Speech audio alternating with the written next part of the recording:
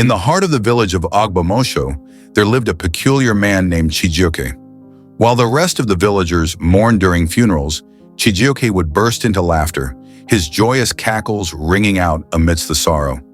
His laughter was not the nervous chuckle of a man caught off guard.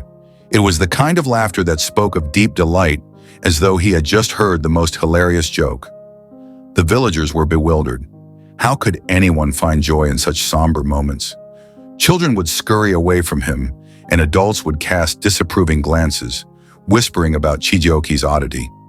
Some thought he was cursed, while others believed he was simply mad. Yet Chijioke never explained himself. He would only smile and walk away, leaving the villagers even more perplexed. One fateful day, news spread through Ogbomosho like wildfire. Elder Obina, the village's most revered and benevolent elder, had passed away. His kindness and wisdom had touched every heart, for he fed the hungry and brought peace during quarrels. The villagers were shattered, tears streaming down their faces as they made preparations for a grand funeral to honor him.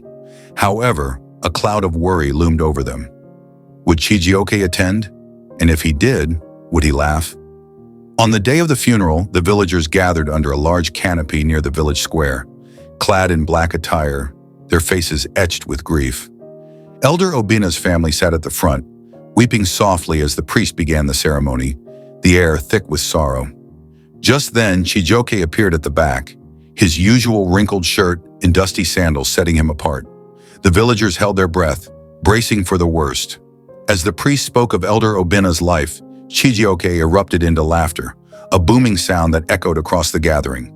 Gasps filled the air, and Obina's son Chiji leapt to his feet, his face flushed with rage.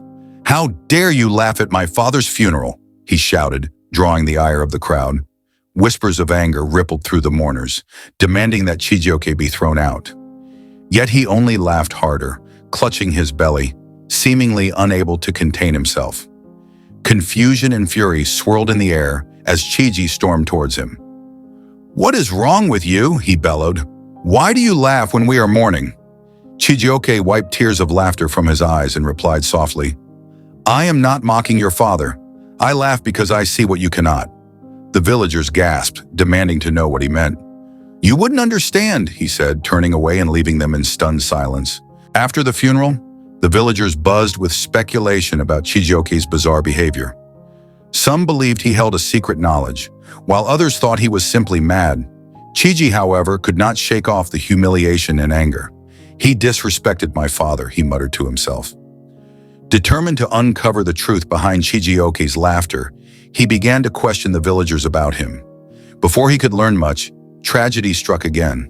A young woman named Amaka, known for her beauty and kindness, suddenly died, leaving the village in despair. Rumors of foul play began to circulate as her mother wailed that Amaka's death felt unnatural. The villagers braced themselves for another funeral, anxiety mounting over whether Chijioke would attend and what antics he might unleash. As the day of Amaka's funeral arrived, dark clouds loomed overhead. Villagers gathered, their hearts heavy with grief. Amaka's family sat at the front, tears streaming down their faces. The priest began the solemn prayers, and just like before, Chijioke appeared at the back. For a moment it seemed he might hold his tongue, but as the priest continued, Chijioke's laughter erupted once more, unsettling the mourners.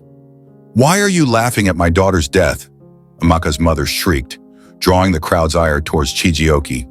Yet he remained unfazed. "I do not laugh at your daughter," he said, his tone grave. "I laugh because the truth is near." Murmurs of confusion spread through the crowd, but Chijioke turned and walked away, leaving them more bewildered than before. Chiji, still seething with anger, resolved to confront Chijioke once more. That evening, he followed him to his modest home at the village's edge. As the sun set, casting a warm glow over the land, Chijioke sat outside, gazing at the sky. "Tell me what you meant," Chiji demanded. "What truth are you talking about?" "The dead do not rest until their stories are told," Chijioke replied, his voice somber. Chiji frowned, confused. "What stories?" he pressed. Chijioke's expression turned serious. "Your father and Amaka were killed, Chiji," he said, "and the truth will not stay hidden." Chiji felt a chill run down his spine. What are you saying? My father was poisoned? Amaka was murdered? His voice trembled with disbelief. Chijioke nodded solemnly. The dead speak, Chiji. I hear their cries. Elder Obina and Amaka's spirits are restless, and they demand justice. Determined to uncover the truth, Chiji began to investigate his father's last days, asking questions among the villagers. One old friend mentioned that Elder Obina had complained of a bitter taste in his food. Chiji's heart raced. Could Chijioke's claims be true? His search for answers led him to the village herbalist, who had provided remedies for Elder Obina. Did my father seek your help before he died? Chiji inquired. The herbalist nodded but added, I suspected something was wrong. It felt like poison. Chiji's heart sank. The pieces of the puzzle were falling into place, but he needed more proof. As he delved deeper, Chiji learned from Amaka's friend that she had expressed fears about someone in the village before her demise. Chiji's blood ran cold. Could her death be linked to his father's? Filled with dread and urgency, he returned to confront Chijioke again. You were right, Chiji said, his voice heavy with frustration.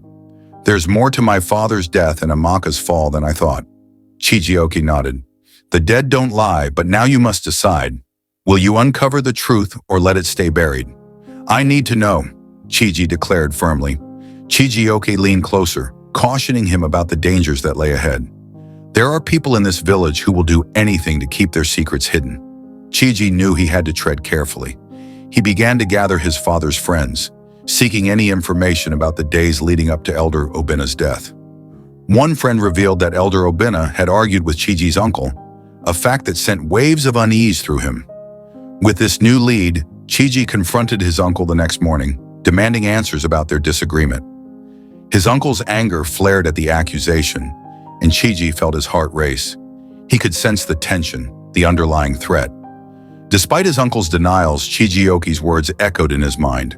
Determined to uncover the truth, Chiji continued to investigate. He spoke to the housemaid about any strange occurrences during his father's final days. After some coaxing, she revealed that his uncle had often come by to prepare meals, claiming it was a family recipe. Chiji's suspicions grew, and he sought the village storyteller, Mama Nkechi, for answers. She spoke of jealousy and betrayal, hinting that his uncle's actions were driven by greed. Chiji's heart raced as he connected the dots.